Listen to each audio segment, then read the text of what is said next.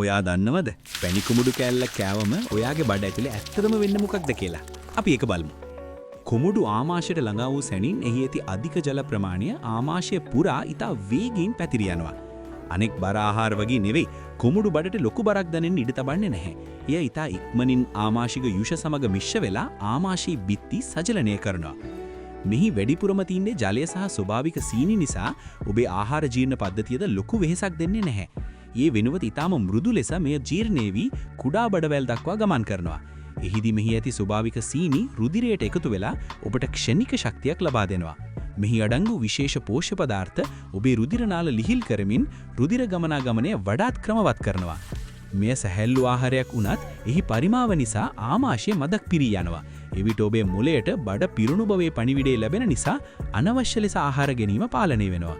ඉතින් කොමුඩු කෑමෙන් ඔබේ සිරුර ඉතා ඉක්මනින් ප්‍රබෝධමත් වී සජලනය වෙනවා. මේ වගේ සෞඛ්‍ය රහස් තවත් දැනගන්න අදම අපේ පිටුව ෆලෝ කරන්න.